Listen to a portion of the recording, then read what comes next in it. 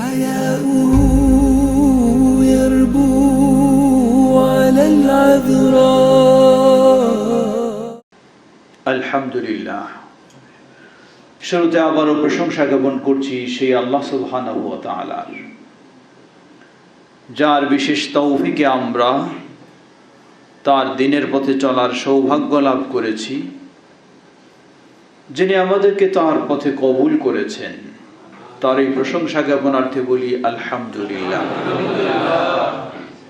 অতঃপর অসংখ্য সালাতু সালাম পেশ করছি প্রিয় রাসূল মুহাম্মদ সাল্লাল্লাহু আলাইহি ওয়াসাল্লাম, তার আসহাবে কিরাম, আহলে বাইত, শেষ দিবস পর্যন্ত তার প্রতিটি একনিষ্ঠ অনুসারীদের উপর।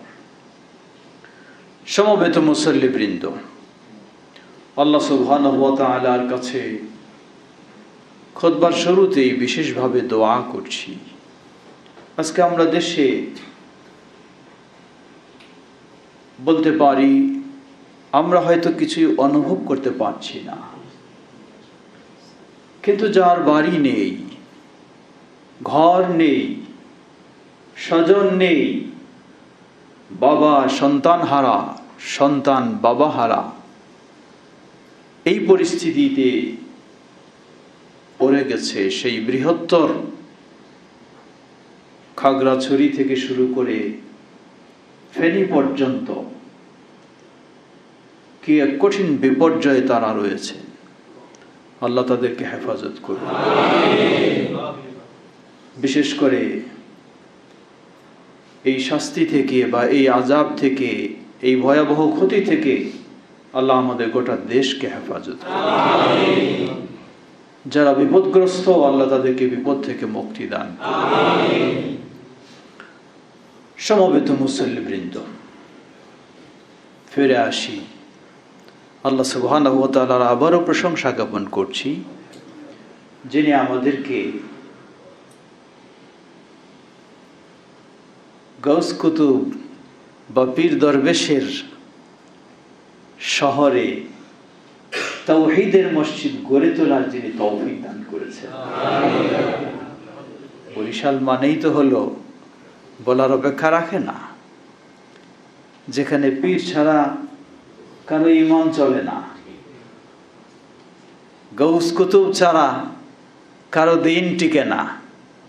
সেই পরিবেশে আপনি তাওহীদের উপরে প্রতিষ্ঠিত থাকবেন, তাওহীদ নাম দিয়ে আপনি মসজিদ তৈরি করবেন, এটি এতই সহজে নয়। আল্লাহ সুবহানাহু ওয়া তাআলা এই রহম করেছেন, এই তৌফিক দিয়েছেন, তাই সম্ভব হয়েছে। আলহামদুলিল্লাহ। আল্লাহ সুবহানাহু ওয়া তাআলার কাছে দোয়া করি, আল্লাহ কিয়ামত পর্যন্ত এই জামিয়া তাওহীদকে, মসজিদ তাওহীদকে কবুল করে নিন। বিশেষ করে নতুন পরিসরে যা পরিকল্পনা নিয়ে কার্যক্রম শুরু হয়েছে, সেটি পূর্ণতায় পৌঁছার তৌফিক দান করুন। এবং যারা এটার সেই ভিত্তি স্থাপন থেকে জায়গা জমি দিয়ে, অর্থ দিয়ে সহযোগিতা করেছেন, হয়তো আজকে অনেকেই নেই, তারা আল্লাহ এর বিনিময়ে সকলকে জান্নাতুল ফেরদাউস নসিব করুন।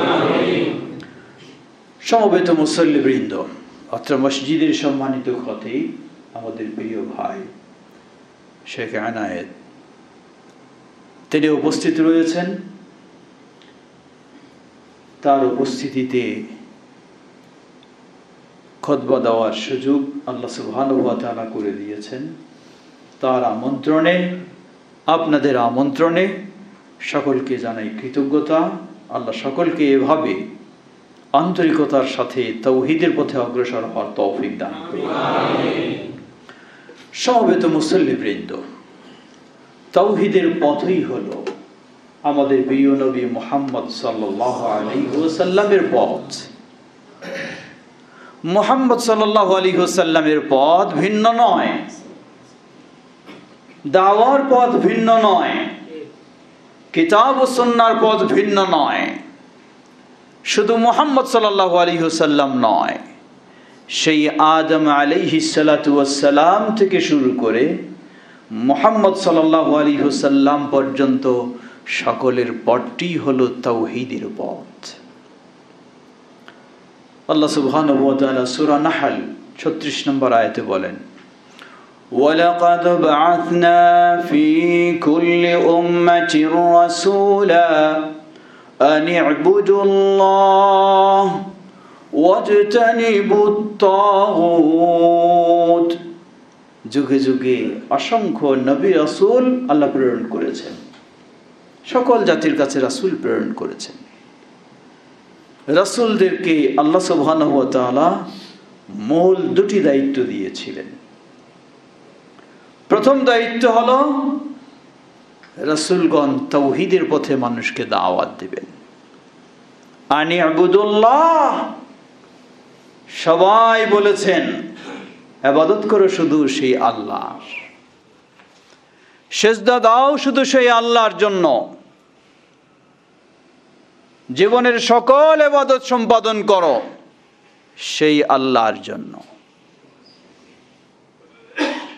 এই তাওহীদের পথ থেকে মানুষকে বিচ্যুত করে। কি বিচ্যুত করে? তাওহীদের পথ থেকে মানুষকে বিভ্রান্ত করে শিরক। এজন্য দ্বিতীয় কর্মসূচি হলো আনি আবুদুল্লাহ, দ্বিতীয় কর্মসূচি হলো ওয়াজতানিবুত তাগুত, তাগুত থেকে বিরত থাকো। তাগুত কাকে বলে? তাগুতের সংজ্ঞা দিতে গিয়েও কিছুজন কিছুটা বিভ্রান্তি করে থাকে। যেমন লা ইলাহা ইল্লাল্লাহ, তাওহীদের বাণী, এর অর্থ করতে গিয়েও বিভ্রান্ত করেন।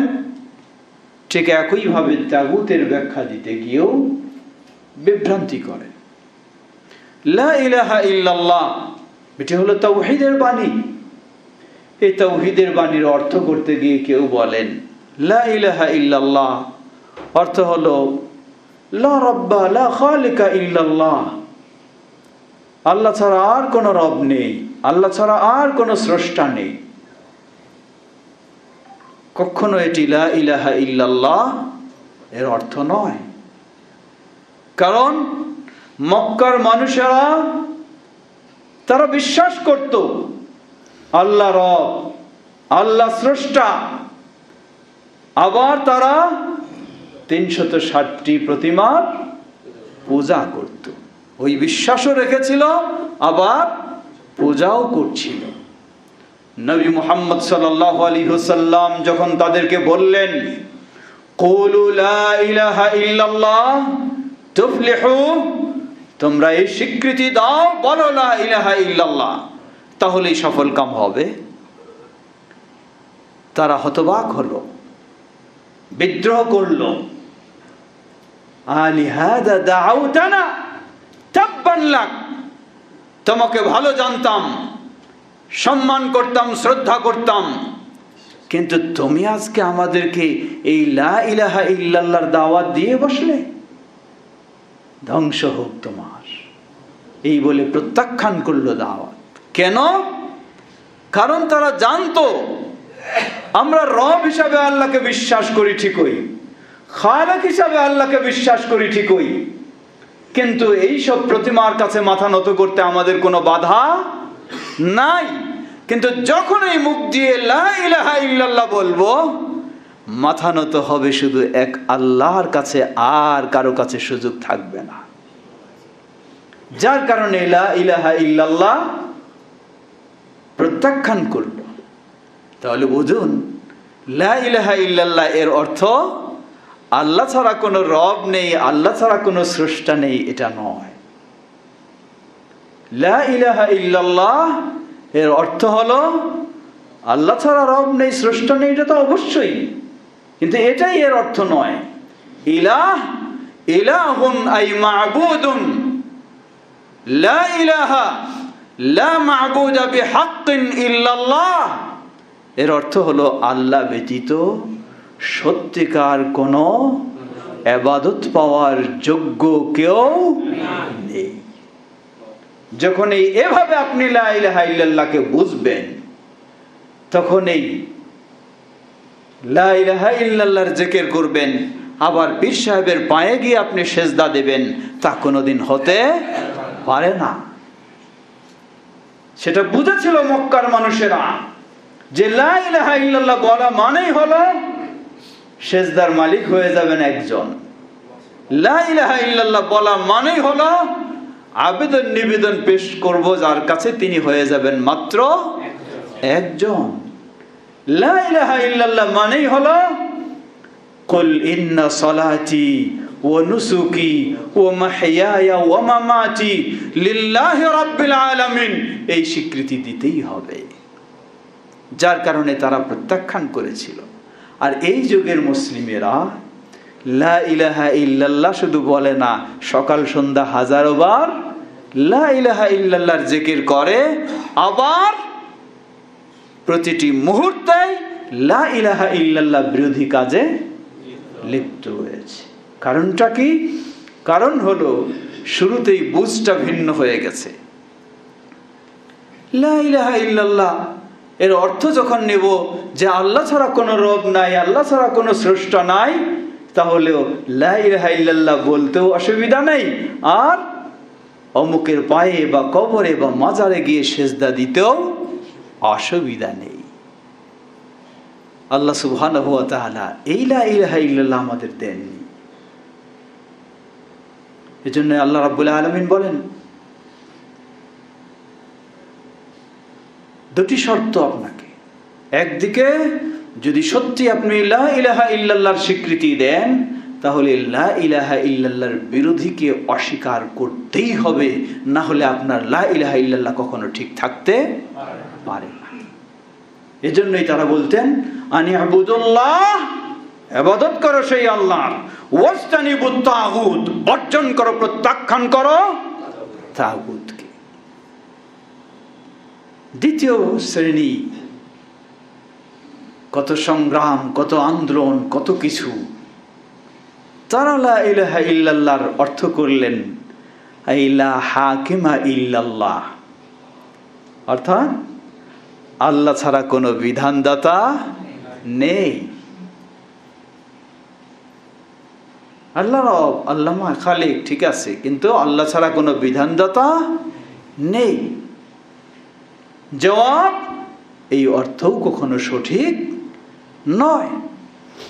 কারণ বলবেন আল্লাহ ছাড়া বিধানদাতা নেই, আল্লাহরই বিধান শুধু মানব, রাইট? কিন্তু আবার আরেকজনের কাছে গিয়ে আপনি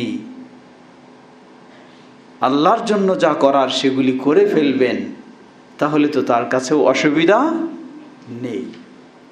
যার কারণে এই বুঝ, এই অর্থ, সেটিও সঠিক নয়। লা ইলাহা ইল্লাল্লাহ এর অর্থ এই জন্যই আমরা বলি লা মা'বুদা বিহাক্কিন ইল্লাল্লাহ, আল্লাহ ব্যতীত সত্যিকার কোনো মা'বুদ নেই। কেউ বলবেন যে সত্যিকার কেন যোগ করব? জবাব, মা'বুদ কাকে বলা হয়? যার ইবাদত করা হয় তাকে মা'বুদ বলা হয়। মা'বুদ, যার ইবাদত করা হয় তাকে মা'বুদ বলা হয়। পৃথিবীর বুকে অসংখ্য সূর্য পূজারী রয়েছে, সূর্যের ইবাদত করে, তার মা'বুদ তো সূর্য। চন্দ্রের পূজারী রয়েছে, তার মা'বুদ চন্দ্র। প্রতিমা পূজারী রয়েছে, তার মা'বুদ প্রতিমা। পাথর পূজারী রয়েছে, তার মা'বুদ পাথর। পীর পূজারী রয়েছে, তার মা'বুদ পীর। তাহলে যদি বলি আল্লাহ ছাড়া কোনো মা'বুদ নেই, কথা সঠিক নয়। আল্লাহ ছাড়া অগণিত মা'বুদ পৃথিবীতে রয়েছে, কিন্তু কি বলতে হবে? এই সব মা'বুদ হলো মিথ্যা, সত্য মা'বুদ এক আল্লাহ সুবহানাহু ওয়া তাআলা। এটাও আল্লাহ রাব্বুল আলামিন কোরআনুল কারীমে স্পষ্ট করে দিয়েছে। ইলাহুল হক হুয়াল্লাহ সুবহানাহু ওয়া তাআলা, হক মা'বুদ হলেন একমাত্র আল্লাহ, আর আল্লাহ ব্যতীত সব মা'বুদ হলেন বাতিল, সব হলো বাতিল। সুতরাং আজকে লা ইলাহা ইল্লাল্লাহ সকল নবী রাসূলগণ এই লা ইলাহা ইল্লাল্লাহর দাওয়াত দিয়েছেন। আনি আবুদুল্লাহ, আল্লাহ সুবহানাহু ওয়া তাআলা প্রতিটি নবীর বিস্তারিত আলোচনা করেছেন। হুদ আলাইহিস সালাম, শুআইব আলাইহিস সালাম, সালেহ আলাইহিস সালাম, নূহ আলাইহিস সালাম, লূত আলাইহিস সালাম সবাই আপন কওমকে বলেছেন কি, ইয়া কওমি ইবুদুল্লাহ মা লাকুম মিন ইলাহিন গায়রুহু, হে আমার জাতি তোমরা ইবাদত করো একমাত্র আল্লাহর, মা লাকুম মিন ইলাহিন মিন গায়রি, আল্লাহ ব্যতীত তোমাদের তো কোনোই মাবুদ নেই, কোনো ইলাহ নেই। প্রিয় ভাইরা আমার, যে বিষয় বলতে চাচ্ছিলাম, এক হলো লা ইলাহা ইল্লাল্লাহ বোঝা, এবং এটি হলো তাওহীদের বাণী। সেই আলোকে তাওহীদের স্বীকৃতি দেওয়া, তাওহীদ মেনে নেওয়া, তাওহীদের আলোকে জীবনটাকে গড়া। দ্বিতীয় হলো ওয়াজতানিবুত তাগুত, ফামান ইয়াকফুরু বিত-তাগুত ওয়া ইউমিন বিল্লাহ ফাকাদ ইসতামসাকা বিল উরওয়াতিল উযকা। ফামান ইয়াকফুরু বিত-তাগুত, যে তাগুতকে অস্বীকার করবে, ওয়া ইউমিন বিল্লাহ, আপনি বলবেন যে আগে ঈমানটা আনেননি, তাগুতটা পরে অস্বীকার করব না। ফামান ইয়াকফুরু বিত-তাগুত, আগে তাগুতকে অস্বীকার করবেন, তারপর আপনি আল্লাহর প্রতি ফ্রেশ অন্তরে ঈমান আনবেন। নবী সাল্লাল্লাহু আলাইহি ওয়াসাল্লামকে জিজ্ঞাসা করলেন সাহাবী আবু হুরায়রা রাদিয়াল্লাহু তাআলা আনহু, মান আসআদুন নাসি বিশাফাআতিকা ইয়াউমাল কিয়ামাতি ইয়া রাসূলুল্লাহ, হে আল্লাহর রাসূল সাল্লাল্লাহু আলাইহি ওয়াসাল্লাম, কিয়ামতের কঠিন বিভীষিকাময় দিনে আপনার শাফাআত ছাড়া তো কোনো মুক্তির সুযোগ নেই, সুতরাং কোন ব্যক্তি কিয়ামতের কঠিন বিভীষিকাময় দিনে আপনার শাফাআতে ধন্য হবে, সৌভাগ্যবান হবে, একটু বলে দিন। রাসূল সাল্লাল্লাহু আলাইহি ওয়াসাল্লাম বললেন, হে আবু হুরায়রা, আমার ধারণা ছিল তুমি হয়তো এই বিষয়ে সর্বপ্রথম আমাকে জিজ্ঞাসা করবে, কারণ তোমার মাঝে আমি সবচেয়ে বেশি আগ্রহ উৎসাহ দেখি হাদিস সংগ্রহের। অতঃপর বললেন, জেনে রাখো, আসআদুন নাসি বিশাফাআতি ইয়াউমাল কিয়ামাহ মান ক্বালা লা ইলাহা ইল্লাল্লাহ খালিসাম মিন কলবিহি, যে ব্যক্তি লা ইলাহা ইল্লাল্লাহ বলে খালিসাম মিন কলবিহি, অন্তরটাকে পরিষ্কার করে, অন্য কোনো স্থান নেই, একমাত্র শুধু লা ইলাহা ইল্লাল্লাহ। আপনি বলবেন এটাও চলুক এটাও চলুক, তা হতে পারে না। আজকে আমরা ইসলামী রাষ্ট্রের স্বপ্ন অনেকে দেখি, অবশ্যই আপনাকে ইসলামী রাষ্ট্রের স্বপ্ন দেখতে হবে, কিন্তু গজামিল ইসলামী রাষ্ট্রের স্বপ্ন দেখলে কোনোদিনই মুক্তি নেই আপনার। কয় গজামিল কি? নবী মুহাম্মদ সাল্লাল্লাহু আলাইহি ওয়াসাল্লাম তিনি নিয়ে এসেছেন ইসলাম পরিপূর্ণ একটি জীবন ব্যবস্থা।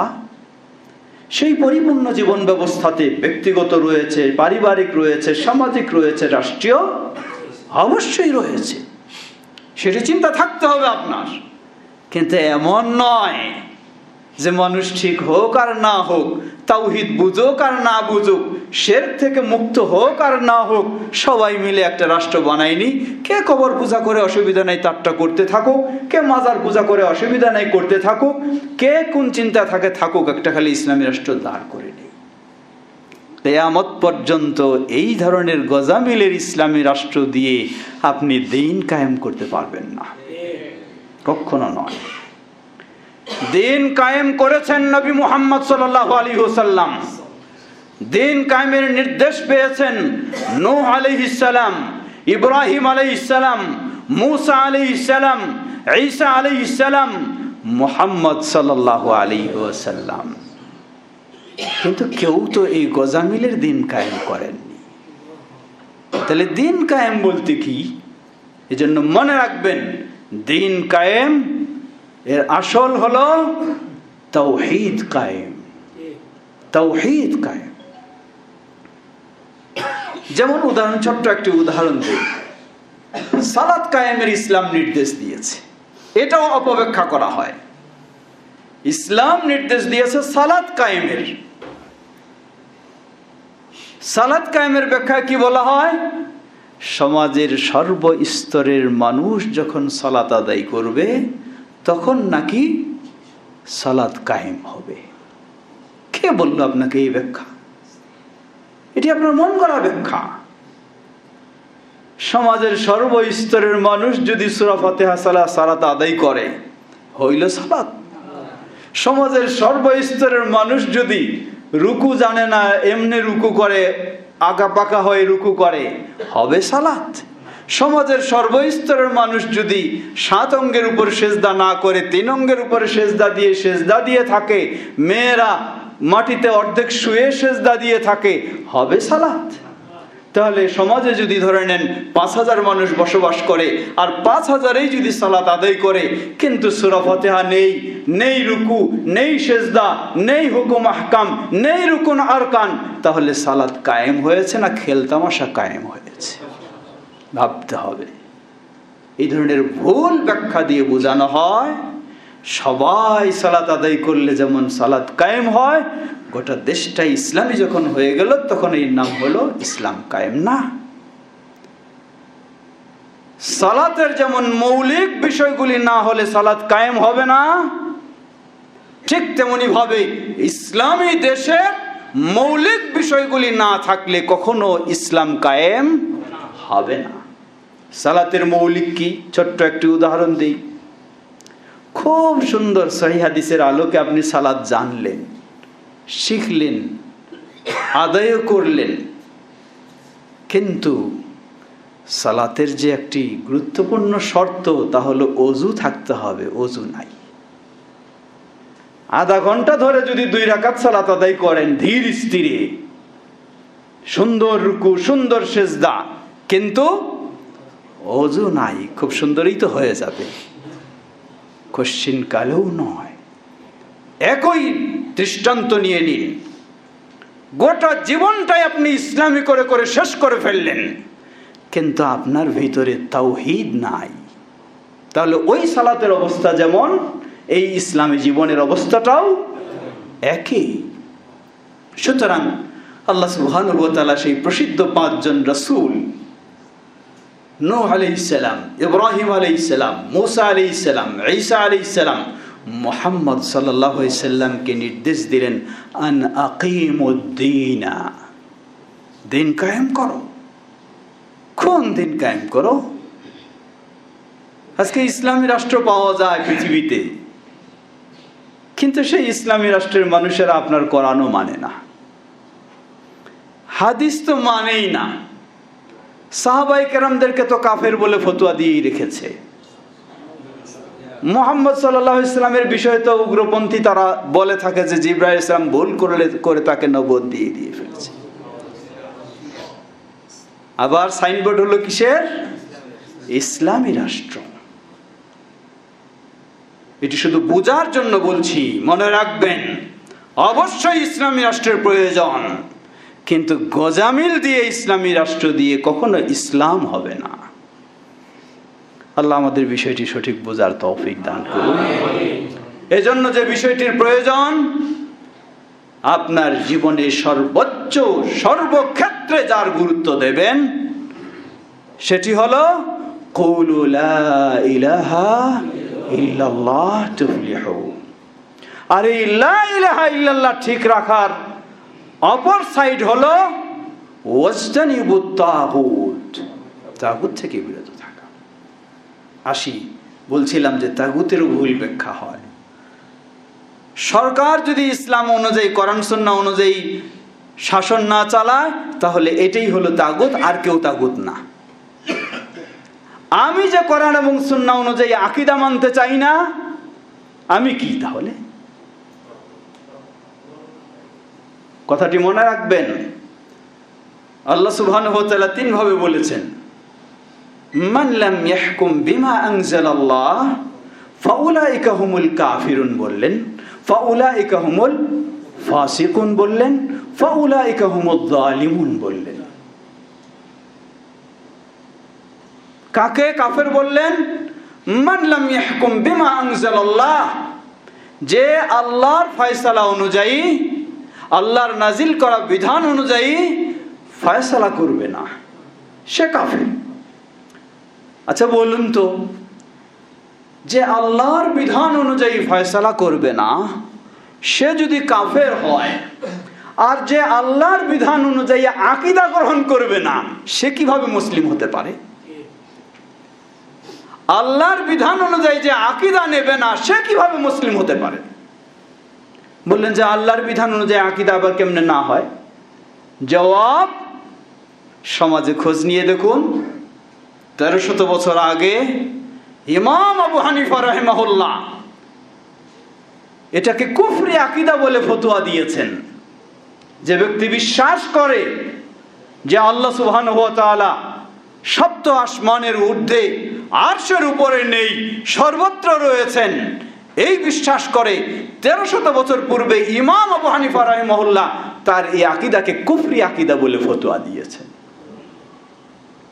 তাহলে আজকে ওই কোরআন সুন্নাহর বিধান অনুযায়ী যিনি ফয়সালা দেবেন না তিনি যেমন কাফের, আর কোরআন সুন্নাহর বিধান অনুযায়ী যিনি আকীদা নেবেন না তিনি কিভাবে মুসলিম হতে পারেন? তিনিও তো কাফের। ওই ব্যক্তি কোরআন সুন্নাহ বাদ দিয়ে অন্য অনুসরণ করলে যেমন কাফের হয়, আকীদার ক্ষেত্রে আমি কোরআন সুন্নাহ বাদ দিয়ে অন্য অনুসরণ করলে আমিও তো কাফের। কোথায় আমি মুসলিম? সুতরাং মনে রাখবেন, আমাদের একটি প্রবণতা রয়েছে, সেটি হলো শুধু অন্যের ভুল খুঁজতে চাই, নিজের ভুল দেখতে চাই না। আমাকে আগে নিজের ভুল দেখতে হবে। ইসলাম আগে দাওয়াত দিতে বলেনি, ইসলাম বলেছে আগে আমি মানব, তারপরে আমার দায়িত্ব হলো অন্যের কাছে পৌঁছে দেওয়া। আমার মানার চিন্তা নাই, আর শুধু অন্যের বিষয়টা নিয়ে বেশি চিন্তা করি। সুতরাং তাগুত কুল্লু মা উবিদা মিন দুনিল্লাহ ফাহুয়া মিনাত তাগুত। আল্লাহকে বাদ দিয়ে যারই আনুগত্য করা হয়, আল্লাহকে বাদ দিয়ে যারই ইবাদত করা হয়, আল্লাহকে বাদ দিয়ে যারই মাথা নত করা হয়, সব হলো তাগুতের অন্তর্ভুক্ত। এজন্য ইমাম ইবনুল কাইয়িম রাহিমাহুল্লাহ বলেন, আত-তাওয়াগীতু কাসীরাতুন ওয়া রুআসাউহা খামসাতুন। তাগুত অনেক, কিন্তু মাথা হলো 5টা, মূল জিনিস 5টা। কি 5টা? প্রথম তাগুত হলো ইবলিস। ইবলিস হলো 1 নম্বর তাগুত। জীবনের সর্বক্ষেত্রে আপনাকে ইসলাম থেকে, তাওহীদ থেকে, ঈমান থেকে সরানোর বড় সংগ্রামী হলো ইবলিস। ইবলিস হলো 1 নম্বর তাগুত। দ্বিতীয়, মান দা'আন নাসা লিইবাদাতিহি, যে মানুষকে আহ্বান জানায় তার ইবাদত করার জন্য, সে তাগুত। কে মানুষকে আহ্বান জানায় তার ইবাদত করার জন্য? বলে ফেলবেন, মানুষকে আবার কোনোদিন তার ইবাদত করার জন্য আহ্বান জানায় নাকি? জবাব, সেই সমাজেই তো আপনারা মানুষ হয়েছেন, বলার অপেক্ষা রাখে না। ইবাদত কি ওইটাই বুঝতে হবে। ইবাদত না বোঝার কারণেও অনেক সময় এটা বুঝতে পারি না। যারা আজকে দুনিয়া শুধু নয়, আপনারা আখিরাতে জান্নাতে নেওয়ার জন্য ডিক্লারেশন দিচ্ছেন, তারাই যখন আপনার সেজদা পাওয়ার জন্য বসে আছেন, সে কি আপনাকে তার ইবাদতের জন্য দাওয়াত দিচ্ছে না? এই সব হলো তাগুত, সব হলো তাগুত। ওয়ামান উবিদা মিন দুনিল্লাহ ওয়া হুয়া রাদিন, যে তার ইবাদতের জন্য দাওয়াত দেয় না কিন্তু তার ইবাদত করা হয় আর সে এটাতে সন্তুষ্ট থাকে। সন্তুষ্ট থাকে মানে কি? সন্তুষ্ট থাকার একটা সুন্দর ছোট্ট উদাহরণ শুনে নিন। আমাদের সমাজে সামাজিকভাবে আমাদের বহু অনুষ্ঠান হয়, বিয়ে শাদীর অনুষ্ঠান হয়, অলিমার অনুষ্ঠান হয়। অলিমার অনুষ্ঠানে কেউ দাওয়াত দিলে যাওয়াটা হলো ওয়াজিব শরীয়তের দৃষ্টিকোণ থেকে। শর্ত, যদি সেখানে ইসলাম বিরোধী কোনো কার্যকলাপ না থাকে। অনুষ্ঠানটা আছে এখন ইসলাম বিরোধী কার্যকলাপ নাই। বলা যেতে পারে 95%-এর বেশি ইসলাম বিরোধী কার্যকলাপের বিয়ের অনুষ্ঠান, 95%-এর বেশি। কমপক্ষে তো এতটুকু পাবেন নারী পুরুষের অবাধ। এটা কি ইসলাম সমর্থন করে নাকি? এটা তো হারাম। কত রকমের সেগুলি। তাহলে সেখানে গিয়ে আপনি কি করবেন? আপনি বলবেন যে আসলেই এই তো যেখানে যাওয়া জায়েজ নাই, আমি আসলে এটা কি করি না, অপছন্দ করি। আপনি কি অপছন্দ করেন, না ওখানে খেতে আরো বেশি মজা পান? যদি খেতে মজা না পান, অপছন্দ করতেন, তাহলে তো আপনি কোনোদিন যেতেন না। আপনি লক্ষ্য করেছেন সহিহুল বুখারীর হাদিস, নবী সাল্লাল্লাহু আলাইহি ওয়াসাল্লামকে তার মেয়ে ফাতেমা রাদিয়াল্লাহু আনহা দাওয়াত দিলেন বাসায়। মেয়ে দাওয়াত দিয়েছে, এটা তো আগেই দাওয়াত ছাড়াই চলে যাবে বাবা, এটাই স্বাভাবিক। কিন্তু মেয়ে যখন দাওয়াত দিয়েছে, নবী সাল্লাল্লাহু আলাইহি ওয়াসাল্লাম গেলেন, গিয়ে দরজার বাইরে থেকে দেখলেন ভিতরে একটা পর্দা ঝোলানো, পর্দায় কিছু নকশা ছবি রয়েছে। নবী সাল্লাল্লাহু আলাইহি ওয়াসাল্লাম সেই ঘরে তো ঢুকলেনই না, কিছু বললেনও না, সেখান থেকেই মুখ ফিরিয়ে, গেটের বাইরে থেকেই মুখ ফিরিয়ে তিনি চলে আসলেন। আমি হলে কি বলতাম, আরে একটু ভুল করে ফেলেছে, মেয়ে মানুষ তো, হ্যাঁ। অথচ নবী সাল্লাল্লাহু আলাইহি ওয়াসাল্লাম কিছু বললেন না, ঢুকলেনও না, গেটের বাইরে থেকে মুখ ঘুরিয়ে চলে আসলেন। এটা কি? এটা হলো যেই দাওয়াতে যাওয়া জায়েজ নেই তার একটা উদাহরণ। আর আপনি গিয়ে সেখানে মজা করে খাবেন, আবার বলবেন যে আসলে এটা আমি মন থেকে কি করি নাই, পছন্দ করি নাই। তাহলে কেমনে হলো? তাহলে কিভাবে হতে পারে? প্রিয় ভাইরা আমার, সুতরাং তাগুত আমরা বলছিলাম মান উবিদা মিন দুনিল্লাহ ওয়া হুয়া রাদিন, যার ইবাদত করার জন্য মানুষ ইবাদত করে, সে দাওয়াত দেয় না, ইবাদত করার জন্য আহ্বান জানায় নাই, কিন্তু সে এটাতে সন্তুষ্ট আছে। সন্তুষ্ট মানে কি? পীর সাহেব বলে, শোনায়, মাইক দিয়ে ওয়াজ করে। কি ওয়াজ করে? এখানে আসে এই করবেন না, সেই করবেন না। আবার কিছু দালাল রেডি করে রাখছে, তোমরা যাইবা পীর সাহেবের কাছে, এই দিবা, এই করবা। তাহলে কি এটা? সে কি এই কাজগুলিতে সন্তুষ্ট নয়? মাইক দিয়ে ঘোষণা দেয়, এটা একটা আইওয়াশ, মানুষকে বোঝায় যে আসলে এই পীর সাহেব কি এগুলি পছন্দ করে না, কিন্তু দালাল রেডি করে রাখছে, তারা মানুষকে ফজিলত বুঝাইয়া বুঝাইয়া পীর সাহেবের কাছে নিয়ে যায়, আবার সবকিছু করায় নেয়। এটা হলো, সে প্রকাশ্যে বলে না যে এটা করো, কিন্তু সে সন্তুষ্ট রয়েছে এবং সেটার ব্যবস্থা নিয়েছে। বলছেন ও মিনাত তাগুত, সেটাও তাগুত। ওয়ামান ইদ্দাআ ইলমাল গায়বি, তাগুত হলো আরেকটি। ওয়ামান ইদ্দাআ ইলমাল গায়ব, যে এই দাবি করে সে গায়েবের বিষয়গুলি জানে, সেও তাগুত। গায়েবের বিষয় কে জানে? গায়েবের বিষয় সে জানে বলে দাবি কারা করে? আজকে দেখুন, এক শ্রেণীর মানুষ নবী সাল্লাল্লাহু আলাইহি ওয়াসাল্লামকে মর্যাদা দিতে গিয়ে সীমা লঙ্ঘন করে। তারা বিশ্বাস করে যে নবী সাল্লাল্লাহু আলাইহি ওয়াসাল্লামও আল্লাহর মতো গায়েব জানেন। নাউজুবিল্লাহ।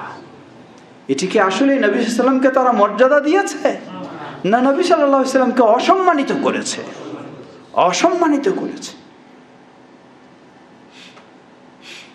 যে নবী সাল্লাল্লাহু আলাইহি ওয়াসাল্লাম পরের বিষয়, নিজের পীর সাহেবের বিষয়ে কি চিন্তা ভাবনা?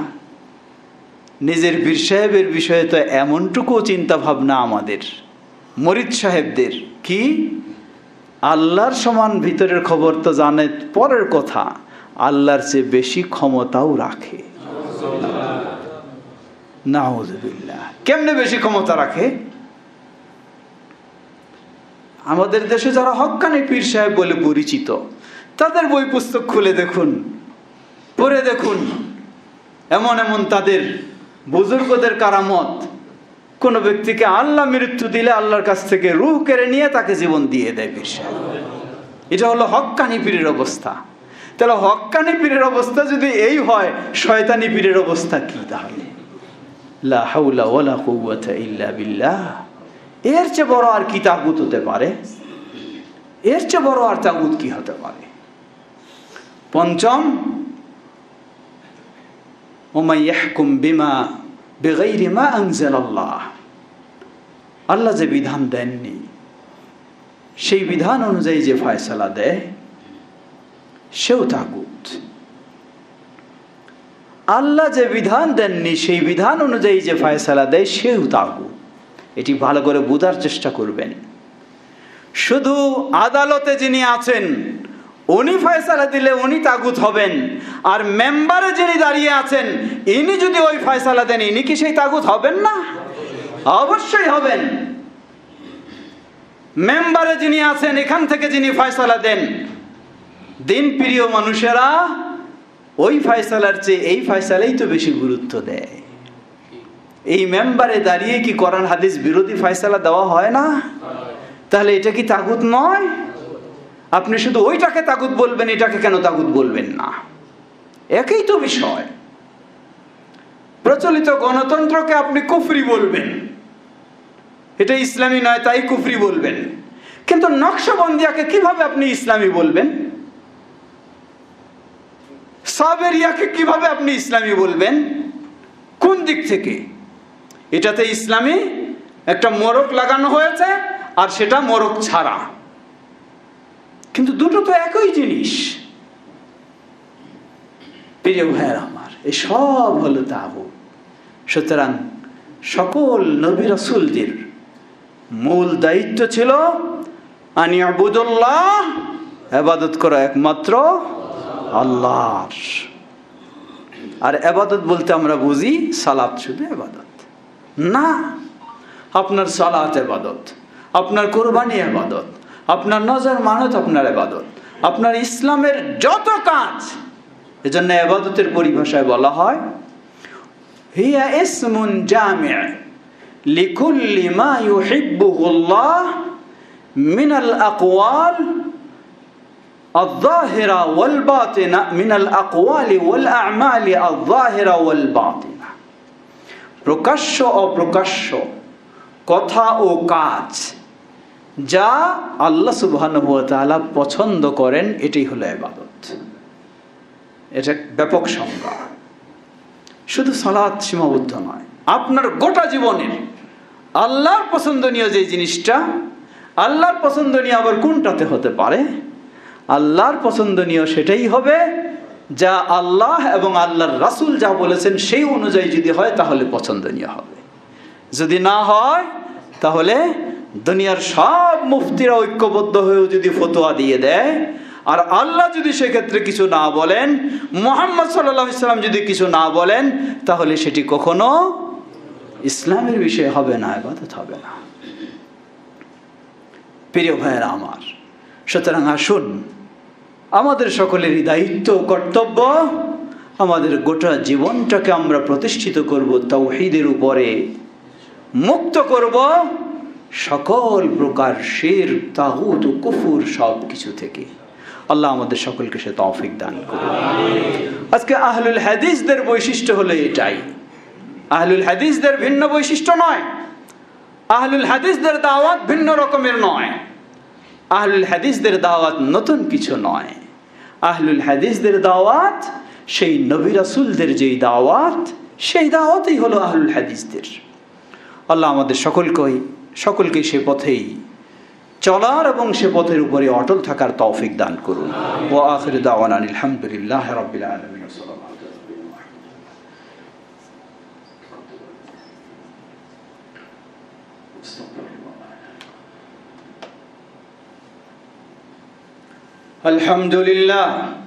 আলহামদুলিল্লাহ রাব্বিল আলামিন ওয়াসসালাতু ওয়াসসালামু আলা আবদিল্লাহি ওয়া রাসূলিহি নবিয়িনা মুহাম্মদ ওয়া আলা আলিহি ওয়া সাহবিহি আজমাইন, আম্মা বাদ। সমবেত মুসল্লিবৃন্দ, আসুন সকলে আমরা চেষ্টা করব কয়েকটি মৌলিক বিষয় খেয়াল রাখবেন। প্রথম হলো লা ইলাহা ইল্লাল্লাহ মুহাম্মাদুর রাসূলুল্লাহ, যেই সাক্ষ্য দিয়ে আমি মুসলিম, সেটাকে ভালোভাবে বুঝবো। এটাকে ভালোভাবে বোঝা মানে আমাকে 4টা বিষয় সবসময় মনে রাখতে হবে। লা ইলাহা ইল্লাল্লাহ মানে হলো আমাকে তাওহীদের উপরে প্রতিষ্ঠিত হতে হবে, আমাকে সকল প্রকার শিরক থেকে মুক্ত হতে হবে। মুহাম্মাদুর রাসূলুল্লাহ এর অর্থই হলো আমাকে সুন্নাহর উপরে প্রতিষ্ঠিত হতে হবে, সকল প্রকার বিদআত থেকে আমাকে মুক্ত হতে হবে। কেউ হয়তো বলবেন, আপনারা খালি সুন্নাহ আর বিদআত নিয়ে সবসময় এই ধর্ম নিরপেক্ষতাবাদ বলুন আর ইত্যাদি বলুন, এগুলি নিয়ে আপনাদের কোনো কথা নাই। জবাব, ধর্ম নিরপেক্ষতাবাদ তো সুন্নত নাকি? কি এটা?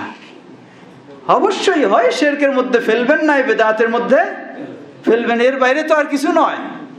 পৃথিবীর এমন কোনো জিনিস নাই, এই জিনিস এই 4টার মধ্যে এসে গেছে। হয় কোনোটা তাওহীদের বিষয়, তা মানতে হবে, অথবা শিরকের বিষয়, তা ছেড়তে হবে, অথবা সুন্নাহর বিষয়, তা আপনাকে মানতে হবে, অথবা বেদার বিষয়, তা আপনাকে ছাড়তে হবে। এই 4টার বাইরে পৃথিবীতে এমন কোনো জিনিস পাবেন না, কোনো কথা, কোনো কাজ এই 4টার বাইরে পাবেন না, এই 4টার বাইরে পাবেন না। এটার নামে ইসলাম। এর বাইরে যদি খুঁজতে যান, আপনার মুরব্বি কি বলবেন সেটাই যদি ইসলাম, আপনার লিডার কি বলবেন সেটাই যদি আপনার ইসলাম, আপনার আমির কি বলবেন সেটাই যদি আপনার ইসলাম, আপনার বুজুর্গ কি বলবেন সেটাই যদি আপনার ইসলাম, তাহলে জেনে নিন, ওয়ামান ইয়াবতাগি গায়রাল ইসলামি দীনা ফালান ইউকবালা মিনহু ওয়া হুয়া ফিল আখিরাতি মিনাল খাসিরিন।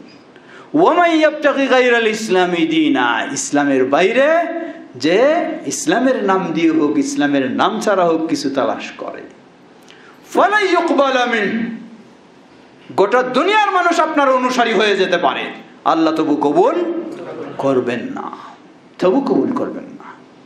ক্ষতিগ্রস্ত হয়তো দুনিয়ায় আপনি অনেক দাপট দেখাবেন, অনেক আপনার শক্তির পাওয়ার দেখাবেন, আপনার জনবল অনেক দেখাবেন, আপনার সংখ্যা অনেক দেখাবেন, ও হুয়া মিনাল খাসিরিন, কিয়ামতের দিন আপনি অবশ্যই ক্ষতিগ্রস্তের কাতারে আপনি শামিল হবেন। আসুন আমরা সেই ইসলাম, তাওহীদ ও সুন্নাহর ইসলামের উপর প্রতিষ্ঠিত হওয়ার চেষ্টা করি। আল্লাহ আমাদের তৌফিক দান করুন। আজকে আহলুল হাদিসদের দাওয়াত হলো এটাই, সালাফি মানহাজের দাওয়াত হলো এটাই। সুতরাং ছোট্ট কয়েকটি আমার পরামর্শ। প্রথম বিষয়, জীবনের সর্বক্ষেত্রে এই 4টি বিষয় মনে রাখবেন। 4টির মাঝে 2টি আমার পালনের আর 2টি আমার বর্জনের। এই 4টি আপনাকে সব বিষয়ে গাইড দেবে, সব বিষয়ে গাইড দিবে। আজকে আমাদের কিছু কথা আসে, আমরা যখন ঐক্যবদ্ধ হয়ে দাওয়াতি কাজ করতে চাই, তখন কেউ বলেন যে সংগঠন চলবে না, এই চলবে না, সেই চলবে। একটু বুঝতে হবে জিনিসটা কি জিনিস, সংগঠন কেন চলবে না আর কেন চলবে। মনে রাখবেন, পাইকারি কথা কোনো ক্ষেত্রে বলা যাবে না। আমি যদি বলি সংগঠন অবশ্যই জরুরি, তাহলে বলবো ঠিক কথা নয়। কিন্তু যখন বলবো কিতাব এবং সুন্নাহ যদি বলে, তাহলে আমাকে মানতে হবে। কিতাব সুন্নাহ যদি না বলে, তাহলে আমাকে বিরত থাকতে হবে, তাহলে অবশ্যই সঠিক। সংগঠন যদি এমন হয় যেই সংগঠন আমাকে ইসলাম বিরোধী কাজ করতে বাধ্য করে সংগঠনের শৃঙ্খলার জন্য, তাহলে এমন সংগঠন করা কখনো শরীয়তে বৈধ নেই, কখনো জায়েজ হবে না। কারণ সংগঠনের উদ্দেশ্য কি? একটা সংগঠনের উদ্দেশ্য হলো যেই কাজটা এককভাবে করা যায় না, সেই কাজটা সমষ্টিগতভাবে করার ব্যবস্থা। সুতরাং সংগঠনের উদ্দেশ্যই হলো কিতাব এবং সুন্নাহকে আঁকড়ে ধরা, কিতাব এবং সুন্নাহ মেনে চলা, কিতাব ও সুন্নাহর দাওয়াতকে ছড়িয়ে দেওয়া। এটাই যখন সংগঠনের মূল উদ্দেশ্য যদি হয়, তাহলে সংগঠন যদি এমন হয় এই সংগঠনে থাকার কারণে আমি কিতাব সুন্নাহ ফলো করতে পারছি না, অথবা কিতাব সুন্নাহ বিরোধী কাজে আমাকে জড়িয়ে যেতে বাধ্য হচ্ছি, তাহলে এমন সংগঠন অবশ্যই জায়েজ নেই। কিন্তু যখন সীমারেখা ঠিক থাকবে, ছোট্ট একটু উদাহরণ দিই, সংগঠন কাকে বলে?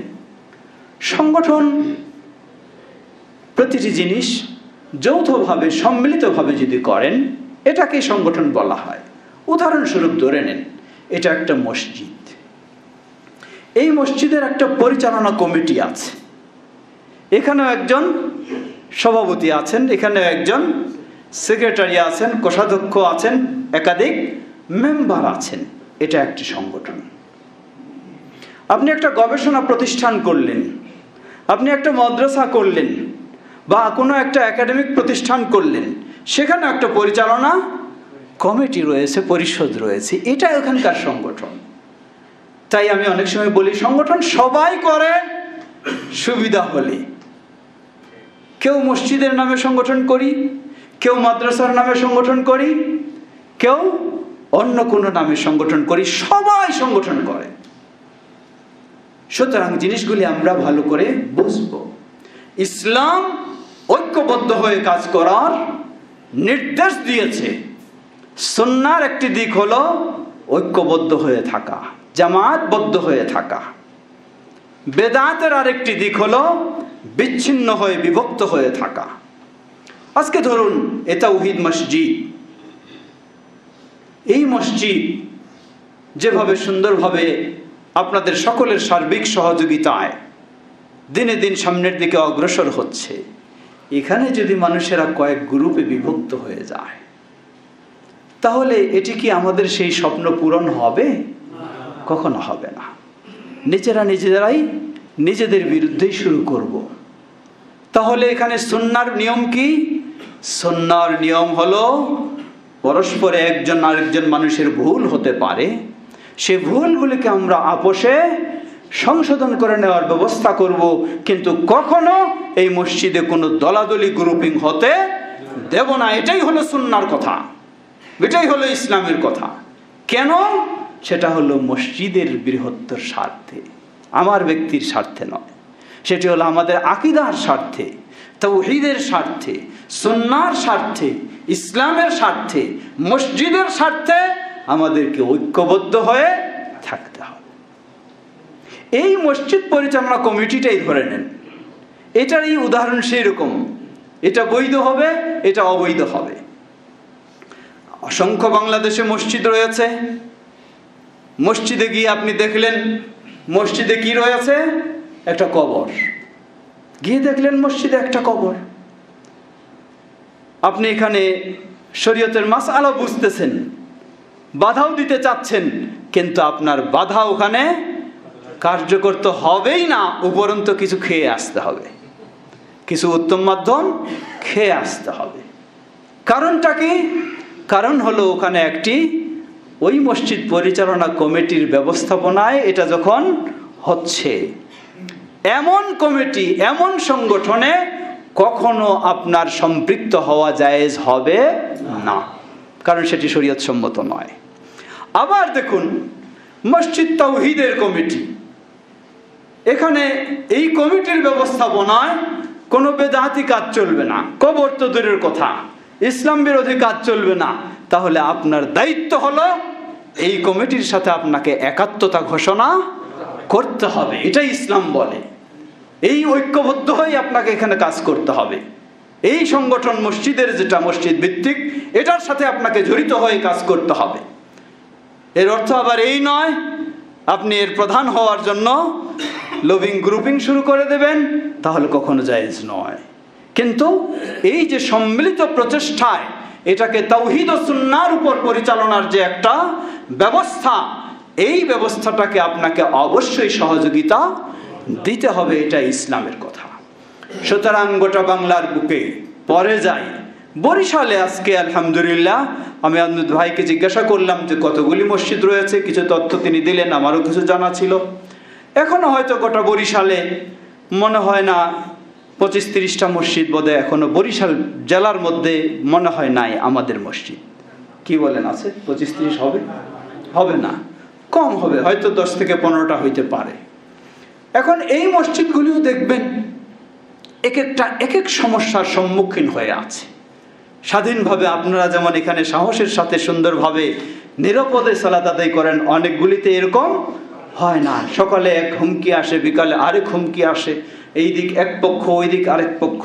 কিন্তু বরিশালের সব মসজিদগুলি যদি আমরা ঐক্যবদ্ধ হয়ে পরস্পরের সম্পর্ক রেখে, যোগাযোগ রেখে, সহযোগিতা দিয়ে এগিয়ে যাওয়ার চেষ্টা করি, তাহলে এই মসজিদ যেমন সুন্দরভাবে সাহসের সাথে এগিয়ে যাচ্ছে, মুলাদির মসজিদও সেভাবে যাবে, উজিরপুরের মসজিদও সেভাবে যাবে, সবগুলি এভাবে তখন করতে পারবে ইনশাআল্লাহ।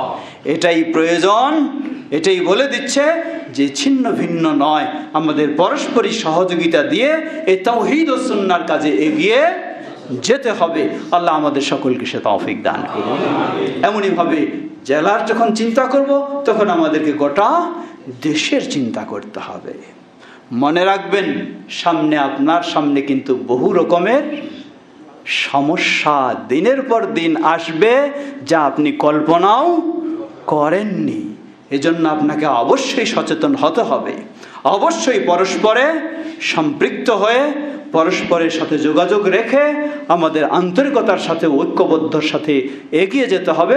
তাহলেই ইনশাআল্লাহ আল্লাহ সুবহানাহু ওয়া তাআলা আমাদেরকে আরও সফলতা দেবেন ইনশাআল্লাহ। আল্লাহ আমাদের সকলকে সেভাবেই ঐক্যবদ্ধ হয়ে কাজ করার তৌফিক দান করুন। সমবেত মুসল্লিবৃন্দ, সর্বশেষ স্মরণ করে দিতে চাই, বর্তমান যে ভয়াবহ পরিস্থিতি আমরা দেখছি, সত্যি এখন তো ঘরে বসেই সব কিছু দেখা যায়। আল্লাহু আকবার, কি করুণ ভয়াবহ দৃশ্য! কোথায় বাচ্চা, কোলের বাচ্চা, কোথায় সন্তান সম্ভবা মা, কোথায় বৃদ্ধ বাবা, বৃদ্ধ মা। আল্লাহু আকবার, ঘরে যখন ঠাঁই নেই, রাস্তায় আসবেন, রাস্তায় দাঁড়ানোর জায়গা নেই, রাস্তাও আপনি দাঁড়াতে পারছেন না, এমন পরিস্থিতি নেই। পানিতে ভেসে যাচ্ছে গরু ছাগল সব, কি এমনকি মানুষও ভেসে চলে যাচ্ছে। এমন ভয়াবহ পরিস্থিতিতে প্রথম হলো আল্লাহ সুবহানাহু ওয়া তাআলার সহযোগিতা চাওয়া, দ্বিতীয় হলো আমাদের সকলের পক্ষে চেষ্টা করা উচিত, যার পক্ষে যতটুকু সম্ভব তাদের সহযোগিতায় এগিয়ে আসা।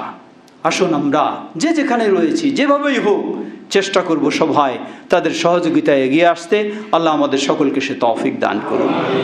বাংলাদেশ জমিয়ত আহলে হাদিস এবং জমিয়ত শুব্বানে আহলে হাদিসও সারা দেশে সর্বত্র তাদের ত্রাণ সংগ্রহ করছে এবং তাদের মাঝে সেগুলি সুন্দরভাবে যেন বিতরণ করা যায় সেই পরিকল্পনা ও কর্মসূচিও হাতে নিয়েছে। আপনাদের সকলকেও অনুরোধ জানাবো, তা সেখানে হোক অথবা যেভাবেই হোক, উচিত আমাদের সকলেরই এই বিপদের সময় তাদের সহযোগিতায় এগিয়ে আসা। আল্লাহ রাসূল সাল্লাল্লাহু আলাইহি ওয়াসাল্লাম বলেন, যে ব্যক্তি কোনো মানুষের দুনিয়ার বিপদে তার বিপদ দূর করার জন্য এগিয়ে আসবে, এর বিনিময়ে আল্লাহ সুবহানাহু ওয়া তাআলা কিয়ামতের দিন আপনার বিপদকে দূর করে দেবেন। সুতরাং একদিকে ঈমানের দায়িত্ব, অপরদিকে পরস্পরে এই সহযোগিতার নৈতিক দায়িত্ব এবং আখিরাতের মহান পুরস্কারের আশায় আমরা যেন সেক্ষেত্রে অগ্রসর হতে পারি। আল্লাহ আমাদের সকলকে সে তৌফিক দান করুন।